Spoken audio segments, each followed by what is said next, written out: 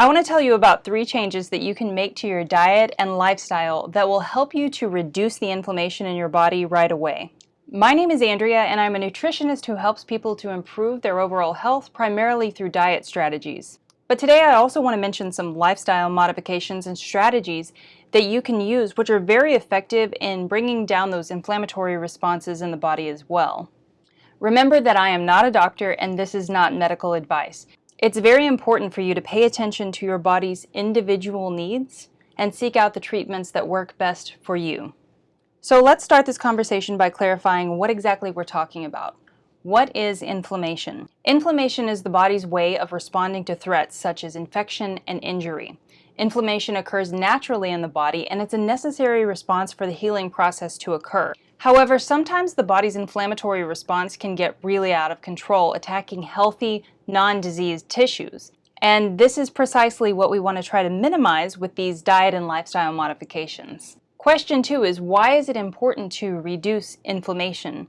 Well, it turns out that inflammation is at the root of practically every chronic health condition like cardiovascular disease, osteoarthritis, cancer, diabetes, Alzheimer's disease, just to name a few. And you may not necessarily be worried about the chronic inflammatory conditions that could slowly be creeping up on you, but it still might interest you to know that inflammation is responsible for the physical manifestation of chronic pain that might be showing up somewhere in your body right now. So the next question is, what should I look for? How does inflammation show up in the body? Well, some characteristic features of inflammation are redness, due to increased blood flow to that area of the body, swelling, and pain. And this doesn't just happen when you smash your finger. It can also present in the form of many different disease states in the body. Now you can pause the video if you'd like and take a moment to look over the list on this side of the screen. These are some ways that inflammation will show up in your body. Everything from skin issues like acne, to allergies, to stiffness and joint pain, to arthritic conditions, and even being overweight. These are all inflammatory conditions. In the West, we've been conditioned to treat the symptoms of inflammation instead of addressing the root cause of it. In fact, the best-selling drug in the world right now is Humira, which is an anti-inflammatory pharmaceutical compound. From my perspective, this is really unfortunate. And that's because one of the first things that medical doctors are taught in med school is that all prescribed medications are toxic to the body in some way. We simply decide to take them because we believe that the benefits will outweigh the costs. Unfortunately, that's not always true, and many common anti-inflammatory medications like Tylenol and ibuprofen have been associated with harm to the internal organs like the liver and GI tract upon excessive use. So while it seems that anti-inflammatory drugs are okay for occasional use when we really need them, we don't want to fall into a pattern of dependence on these drugs in order to keep chronic inflammation in check. When it comes to inflammation, the best analogy I've ever heard is the feeling of stepping on a thumbtack. If you take a whole bunch of aspirin, it doesn't remove the tack.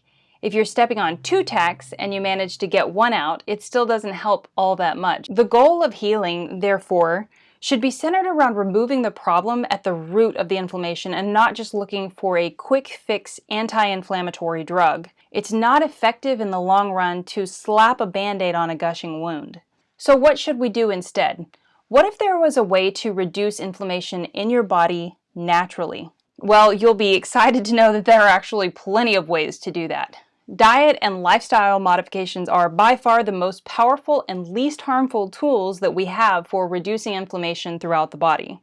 Now, without further ado, here are 3 strategies you can use to improve your flexibility and overall health by aiming to reduce the inflammatory response in your body. Movement practices like walking, jogging, joining a group fitness gym, lifting weights, and doing yoga are great ways of reducing inflammation. When you start exercising and moving your muscle cells release a small protein called interleukin-6 or IL-6. This protein plays an important role in fighting inflammation. And many people have discovered that even passive forms of getting your physical body to move can make a huge difference in reducing systemic inflammation as well. Things like foam rolling, massage therapy, acupuncture, and chiropractic adjustments all fit under that category. The second thing that you can do to reduce inflammation in your body is to make sure that you're getting enough vitamin D on a daily basis. Vitamin D is actually a hormone that is produced in your body, and it's a very important hormone because it's responsible for managing the inflammatory response. When serum or blood levels of vitamin D drop too low, then this is when chronic inflammatory conditions begin to develop in the body. And that is bad news. So how can you make sure you're getting enough vitamin D? Well, there are a couple of ways depending on where you live and what time of year it is. Vitamin D is also known as the sunshine vitamin. So if you are currently living in a relatively warm, sunny environment, then the best way to get your body to produce enough vitamin D on its own is to get some sun exposure on your bare skin each day. Doing this will allow your body to produce its own vitamin D, which will strengthen your immune system and reduce inflammation throughout your body. How much sun exposure should you get?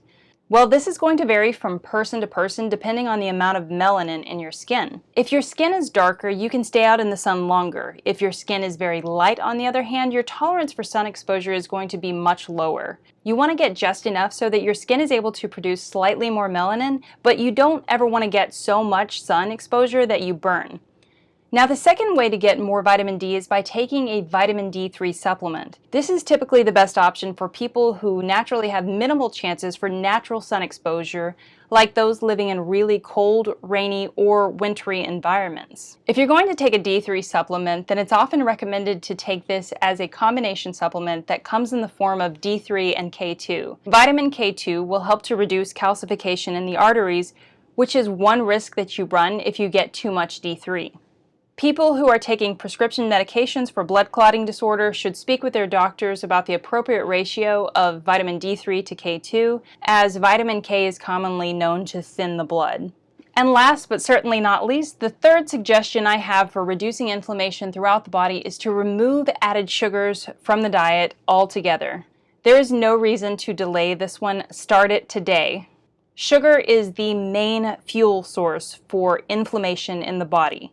And when we remove that fuel source, then very often the inflammation and the disease state begin to reduce dramatically. If you look at the label of your packaged foods, you'll see a line that indicates how many grams of sugar have been added to that particular food or drink. We want our food to contain 0 grams of added sugar. The average person consumes about 22 grams of sugar each day. That is the same amount of sugar that our ancestors used to consume in an entire year. If I could point out one of the most universally addictive and harmful substances in the modern Western diet, it would be added sugar. When you remove added sugar and high-starch foods from your diet, you will be amazed at how much easier it is to simply live in your body. Energy levels begin to stabilize, and so will your mood. Your skin will clear up, your body will find its ideal weight, and your joints will become less inflamed. Trust me, if you only ever take one piece of advice from me, then take this one. If this video has been helpful for you and you want to learn more about how to reduce inflammation naturally, then click the link below and sign up for my email list. I'll send you 3 more diet and lifestyle modifications that can make a big difference in reducing your body's inflammatory response. Thanks for watching. I hope this video has been helpful. Be sure to subscribe if you want to see more videos like this one, and I will catch you later. Bye!